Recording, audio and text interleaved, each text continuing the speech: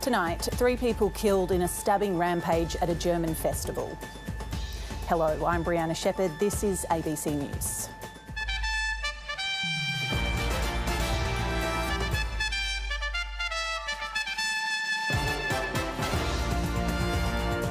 A drop in crime in the Kimberley after restrictions on alcohol sales.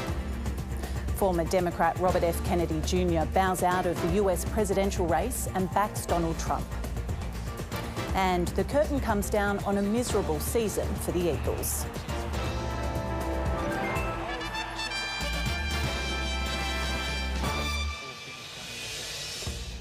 German police are hunting for a man who stabbed 3 people to death at a summer festival in the northwestern city of Solingen.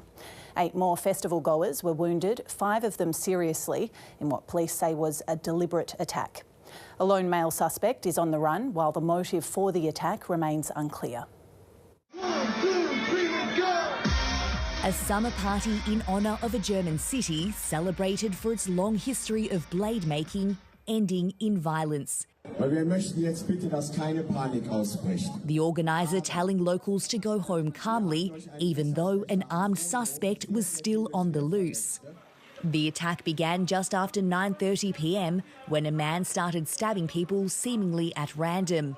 First responders raced towards the main square as a suspect disappeared into the darkness. Heavily armed police searching for him long into the night. For now, there's little sign of him and police aren't sure of his motives either. We're assuming he's a lone wolf. He's on the run. Witnesses are in shock or can't speak right now. We have to pull all the pieces of the jigsaw puzzle together. The attack is just the latest knife crime to shock Germany. In May, a failed Afghan asylum seeker allegedly stabbed to death a policeman and wounded several others in a politically motivated attack in Western Germany. With knife crime seemingly on the rise, the Interior Minister is now reportedly proposing to ban switchblades and knives longer than 6 centimetres. Brutal crimes are committed with knives and they cause serious injuries or even death. That's why we need stricter laws and more controls. The minister will be hoping this latest shock stabbing helps convince doubters in the government to push the proposed changes through. Michelle Rimmer, ABC News. A man found alive after spending 3 days and 4 nights in WA's harsh outback has been flown to hospital in Perth. Nigel Graham Buck was reported missing on Wednesday after leaving his home in the Youngora community near Fitzroy Crossing late on Tuesday night. Police began an extensive land and air search with temperatures reaching almost 39 degrees in the area. It's believed Mr Buck trekked about 30 kilometres before he was found by police early this morning near the community. He's well, he's dehydrated, he's hungry, he's tired, but he's now in the care of medical professionals, so really pleased. Long hours, hard circumstances, difficult, hot conditions, but it's worth it. We got a great result. The Australian Border Force is responding to reports of another illegal foreign fishing vessel in waters off Western Australia's remote north. A local tour operator has told the ABC he spotted the boat this morning in mangroves about 370 kilometres northwest of Broome. It comes just 1 day after 20 Indonesian fishermen were fined for illegally taking sea cucumber, shark fin and sea urchin in the same area earlier this month. Authorities destroyed 3 of those foreign fishing boats. It looks like it's an ongoing situation. They've been here for the last 3 or 4 months en masse, and the Australian authorities need to be much more proactive. The state government and WA police say alcohol-fuelled family and domestic violence offences in the Kimberley have dropped significantly since the introduction of further alcohol restrictions. Changes to bottle shop trading hours and purchase limits were put in place across Derby and Broome almost 6 weeks ago in a bid to curb alcohol-related harm. Police have reported a 42% drop in such offences across Derby, Broome and Fitzroy compared to the same time last year. It wasn't that long ago, Derby had an appalling reputation with respect to family and domestic violence in particular. It's related pretty much directly to alcohol, abuse of alcohol and harmful use of alcohol. The restrictions would suggest, and the benefits that we've seen so far would suggest that that is one way of assisting dramatically. The state government has announced a multi-million-dollar package to replace thousands of Perth trees destroyed by the Shothole borer. The invasive beetle was first detected in 2021 and has seen about 3,000 infected trees cut down. The $7.2 million package will support local governments and agencies to plant up to 3 trees for everyone lost on public land. Homeowners can also apply. The pest has recently been found in 4 suburbs outside the containment zone. This is about replacing the trees we have lost so far and the ones that we fear we will lose in the immediate future. And beyond that, the state government is committed in a more general sense to urban greening. The federal government is under renewed pressure to take practical action to stop men's violence against women. Amid a horrifying year of gendered violence, an expert panel has called for sweeping reforms, including better data, specialist crisis accommodation and tougher restrictions on alcohol and gambling. Across the country, communities were left outraged by the killing of so many women earlier this year. No more violence, no more hate! It prompted a crisis response from leaders in May who asked an expert panel to urgently advise on how to combat men's violence against women and children. Its recommendations now laid bare. The government commissioned it. And we feel they need to act upon it. Among them, that National Cabinet keep the issue as an ongoing priority. Also calls for an urgent inquiry into the link between suicide and victims of family and sexual violence, prioritising the experience of marginalised groups, including First Nations people, and youth-specific services to help children affected by domestic violence who often end up at adult services. They can't access entitlements that might be available to an adult because they need a parent's consent. The panel also recommended a total ban on gambling ads, a move currently being pushed for by some in Canberra, and restricting when alcohol can be sold and delivered because it's known to increase the severity and frequency of violence. We know it has a direct link to homicide. So that's really, really important for us to face up to. As the Domestic Violence Commissioner made clear this week, there must also be a fresh focus on engaging men and boys at risk of using violence. And as both major parties work through the recommendations, that's one thing they already agree on. There is more work to be done, and we've been very open about that. There is so much more to be done. 2 months ago, the government began publishing the number of women killed in intimate partner violence. So far this year, that's 15. But one of the biggest challenges remains, which is knowing just how widespread domestic, family and sexual violence is. And collecting more of that data is considered crucial. Evelyn Manfield, ABC News, Canberra. And if this story has raised any issues, you can get help by calling 1-800-RESPECT. The ABC's chief election analyst, Anthony Green, says the country Liberal Party will win a majority in the Northern Territory election. The victory ends 8 years of Labor government in the Territory. Early figures show a substantial 2-party preferred swing to the CLP, with the Chief Minister set to lose her seat.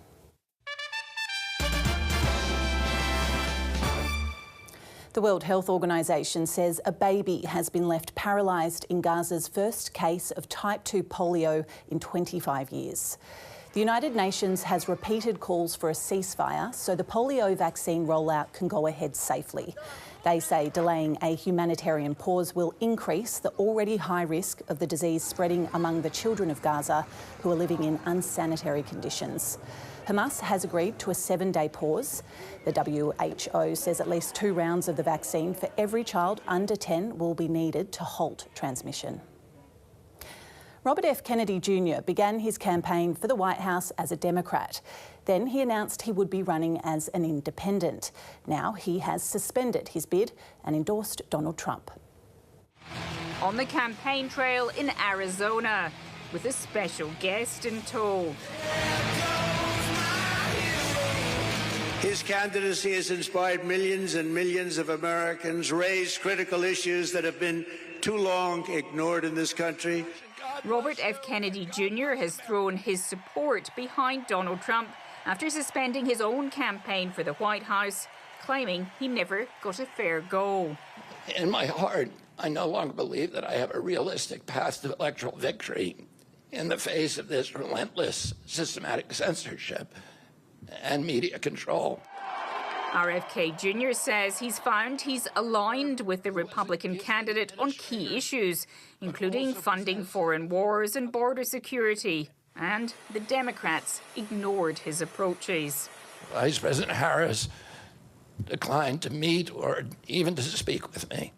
RFK Jr.'s polling numbers were dropping and his funds dwindling ahead of his decision. He was also making headlines more for his bizarre encounters with animals than his campaign. I said, let's go put the bear in Central Park and we'll make it look like he got hit by a bike. RFK Jr. comes from one of America's most prominent Democratic families. And under the authority... His uncle was President JFK. His father was also assassinated while seeking the Democratic presidential nomination.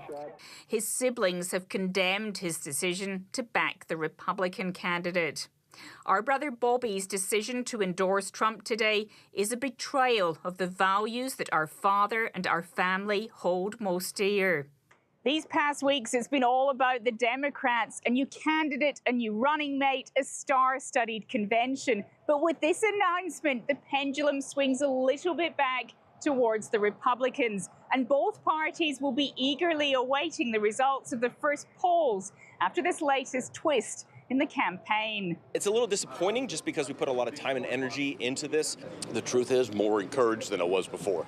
As the presidential race heads into the home straight. Barbara Miller, ABC News, Washington. Parents of children in Indonesia who died or were left severely disabled from contaminated cough syrup medicine say they've been awarded a pitifully small amount of compensation. More than 200 children died from batches of syrup made with an ingredient normally used in antifreeze products. 2 years after launching a class action over the deaths and injuries of their children, parents and lawyers meet to assess the decision, and it's another blow. No parent wants their child's life to be reduced to a figure, but the court's decision is far from just. It feels like humiliation. Memories follow me left and right. Hey everyone. Safitri Puspa lost her 8-year-old son Pangagar after he was prescribed liquid paracetamol by a doctor. As hundreds of children became sick with acute kidney disease across Indonesia, a common link emerged: syrup medicine made by the manufacturer Afi Pharma that had been approved for sale. While more than 200 babies and children died, others were left with severe disabilities, forcing some parents to quit work to look after their children full-time. 4 employees of the drug maker were jailed last year, but the company, the raw ingredient supplier and Indonesia's drug regulator have always denied responsibility and blamed each other. Now, a 2-year-long class action has concluded, with a court awarding families just over $5,500 each, well short of what they asked for. The judge ruled the syrup manufacturers did do something illegal, but instead of forcing them to pay real compensation, they just have to pay a token amount, more like a donation. At no point in the past few years has Indonesia's health ministry or drug regulator been found at fault over the deaths. Lawyers say the families are disappointed this latest civil court decision also let the government bodies off the hook.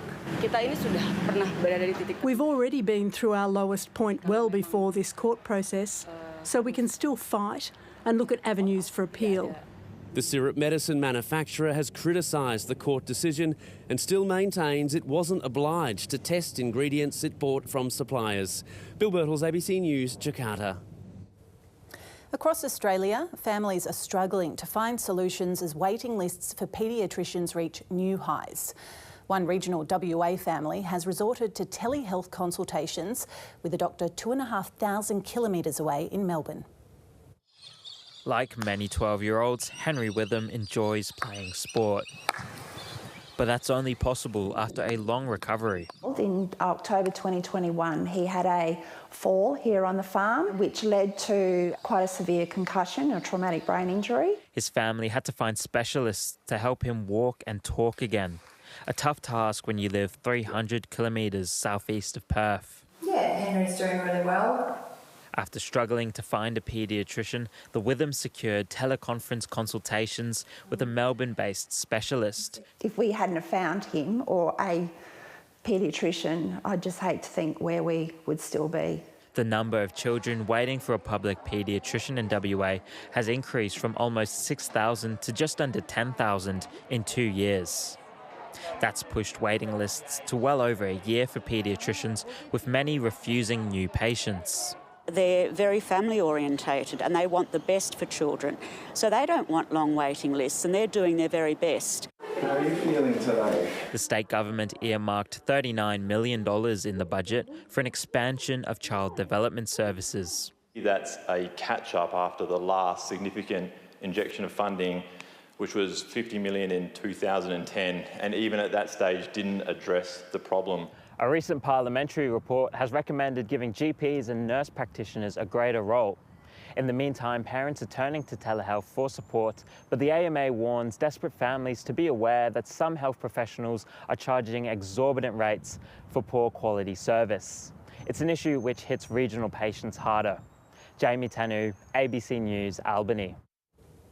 Just as birds migrate to escape the winter chill, so do thousands of tourists who head north in the colder months to enjoy WA's sunny spots. But that well-polished path creates a boom and bust cycle in other regional towns. So tourists are instead being encouraged to embrace the beauty of cold weather. This is not the postcard image of kangaroos and summer sun that made Esperance's Lucky Bay famous. But Jamie and Gail Henderson aren't complaining. You've got the place to yourself sort of thing, and you can do what you like and not get run over by tourists. Esperance is among a long list of coastal towns pushed to breaking point by summer tourism, only to have the industry grind to a halt over winter. And it's very, very quiet. Around 60% of this brewery's annual revenue is generated in 3 months. So then you've got a high level of overheads to carry through winter, and that's a very difficult balancing act. To break that boom-bust cycle, the region is encouraging travellers to enjoy these locations year-round. There's so many people that come, expecting beautiful conditions, get here and it's a bit windy and they get in their car and leave again. We really want them to be able to embrace it for what it is. If it's a windy day, get out and feel that wind in your face. 8 years ago, Margaret River had a similar dilemma, but it launched Cabin Fever Festival to attract off-season visitors and workers. It gives a little bit of sustainability for those businesses, and then that income that comes through over those months, which would typically be quiet, is hugely beneficial. Cairns has also had success attracting more visitors during the quiet summer wet season. We really shifted our thinking to start celebrating that seasonality and honing in on each of the seasons and what makes them particularly special. But convincing visitors to change their plans takes time. And it's taken many years of campaign activity for us to start shifting that thinking. But not everyone needs persuading. Main thing is rug up. Yes. Wear appropriate clothes and be warm. Well, you come down the cold, you bring the cold weather gear. A handy piece of advice for anyone following in their winter footsteps. Hayden Smith, ABC News, Esperance. Perth is one of 7 cities in the running to host the 2030 Gay Games.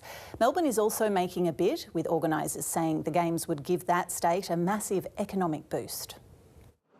A bold new bid for Australia's sporting capital, the 2030 Gay Games. Melbourne is one of 7 cities shortlisted to host the 10-day event, celebrating sports, culture and equality. We can all come together as a worldwide event and celebrate ourselves, have people feel comfortable in sport. We're always ready to make ourselves available for a major event that wants to come to Melbourne, Victoria.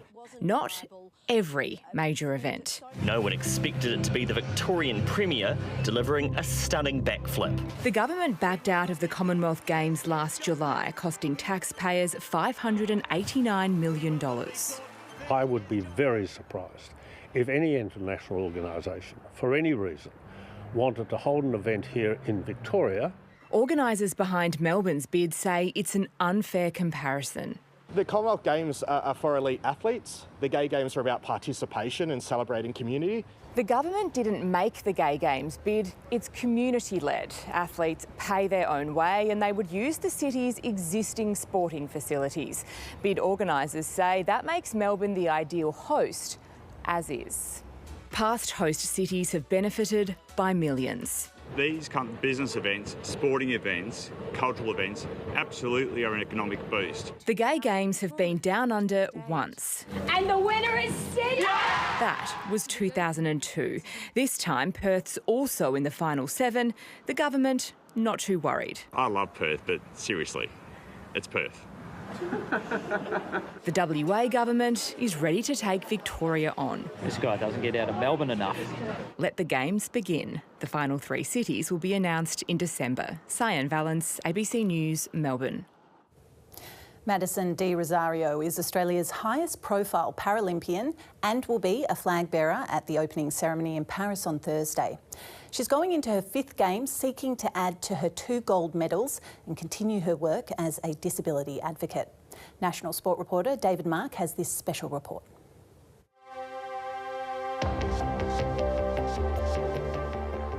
Madison D Rosario is leaving no stone unturned in her quest for more glory at her 5th Paralympic Games. Oh, that's nice. In a long and decorated career, she finally broke through to win a Paralympic gold medal in the 800 metres and the marathon at the Tokyo Games 3 years ago. Madison D Rosario takes the gold in the marathon. But she's not resting on her laurels. Instead, she's pushing harder than ever. Once you kind of do it, you want to know how much further you can go than that. And so De Rosario has dropped the 800 metres from her program and is going all out for gold in the 1,500 and 5,000 metres events on the track. We weren't willing to line up for an event that we didn't think we could contend a gold medal in. Then De Rosario will defend her marathon gold in a field that's rapidly evolving as it becomes more professional. In wheelchair racing, it's becoming far more realistic to be able to be a full-time athlete. And the result of that is faster athletes, it's stronger athletes. Which in part helps explain why De Rosario has become one of Australia's biggest Paralympic stars. She's been a magazine cover girl and even had a Barbie doll manufactured in her likeness. It's given her a platform to talk about disability in a way that she once couldn't have imagined. But as her profile grew, so did her understanding that she had a voice. There was a chance that I could actually use that platform for something really, really good, and I didn't want to be a representative of disability. I wanted to be an athlete, I wanted to be a woman, I wanted to be a person with a disability, I wanted to be everything else that I am, and all of those things be accepted as a whole. When the Paralympics roll around, Australians get an opportunity to see a lot of disabled people doing the things they do. And they see people like you who are exceptional, whereas most disabled people aren't elite athletes. How do you deal with that? If the only way we've decided disability is acceptable is if it's this high-performing, unattainable goal, then we're not doing justice to the entire community. Which, according to the ABS, is about 20% of Australia's population. And I don't want people that look like me to watch the Paralympic Games and want to be a Paralympian. I want young kids with a disability and their families and their friends to watch the Paralympics and just see endless potential. And I don't think that needs to be sport. And when they turn on the television this Thursday, they'll see Madison D Rosario holding the Australian flag with swimmer Brendan Hall as the team marches down the Champs-Elysees. And they'll see endless potential. David Mark, ABC News. Time for sport with Tom Wildie. And Tom, West Coast's season is over. It was hard watching for Eagles fans today, Bree, as Geelong tore West Coast apart at Cardinia Park as they farewelled 2 club greats. On a weekend of lopsided results, the Cats cemented a top 4 spot with a 93-point win. Collingwood was too good for Melbourne, and Hawthorn continued its stunning rise with a 124-point thrashing of North Melbourne. A wet and miserable Launceston greeted Hawthorn and North Melbourne for their rescheduled clash, but the time change and the conditions didn't bother the Hawks. That one's through. Hawthorn kicking 8 second-quarter goals to end the contest. They didn't relent in the second half, Hawthorn recording its biggest ever win over North Melbourne.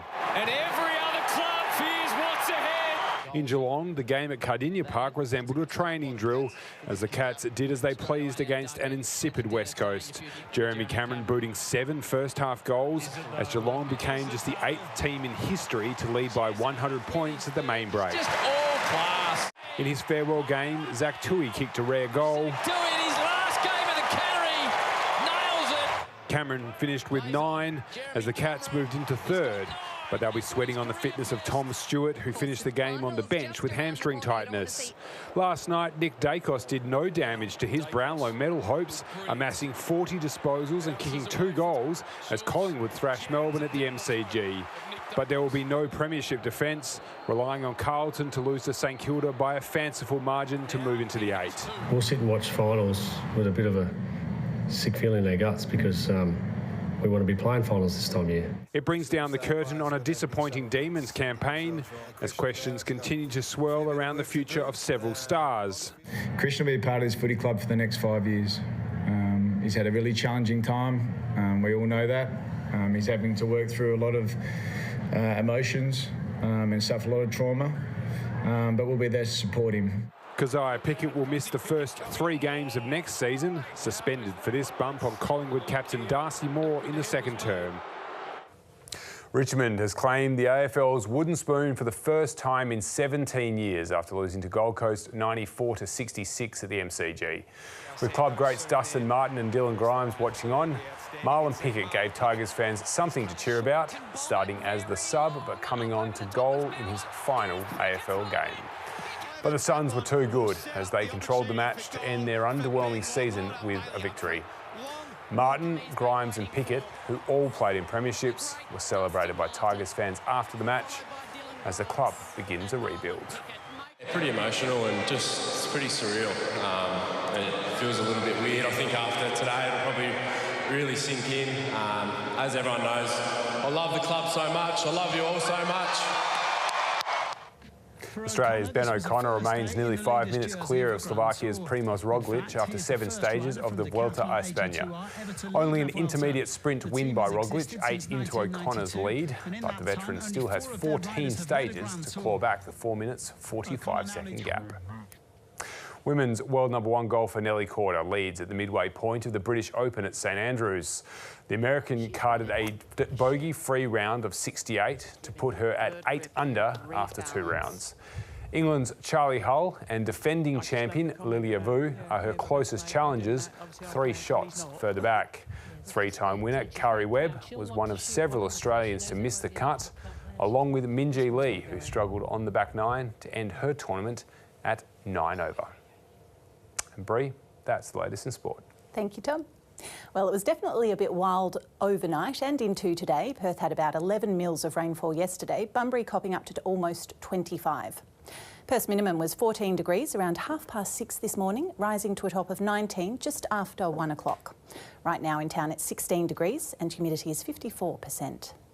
The state's coolest spot was Ayr with a minimum of 8 degrees. The state's highest maximum of 39 reached at Wyndham and Columbaroo. Low clouds streaming across the southwest with a weak cold front is generating gusty showers. Humid gusty onshore winds across the Pilbara and Gascoyne coasts are only bringing the odd shower, generally clearer across the east and north with hot dry winds. On the synoptic, a strong cold front embedded in a vigorous westerly flow is moving swiftly across southern parts of the state. That westerly flow will ease tonight with a ridge of high pressure developing across central parts of the state on Sunday and Monday before another strong cold front moves through the southern districts early next week. Taking a quick look around the country tomorrow, showers for Adelaide and Melbourne, showers increasing for Hobart and Canberra, a shower or two in Sydney and sunny days set for Brisbane and Darwin. Back to WA and in the north, windy in the morning over the Pilbara and north interior, unseasonably warm across the Kimberley. Light showers south of a line starting from Eneabba down to Bremer Bay and along the south coast to Israelite Bay. Surf conditions will be hazardous for coastal activities between Jurien Bay and Bremer Bay. In Perth, cloudy tomorrow, a top of 21 degrees after an overnight low of 12. Sunrise will be at 18 minutes to 7, setting at 4 minutes to 6. And looking ahead, a possible shower and 22 on Monday, showers easing Tuesday with a partly cloudy 21 for Wednesday, with those showers set to return for the end of the week. And that's ABC News for now. It's been a pleasure having your company. Take care and good night.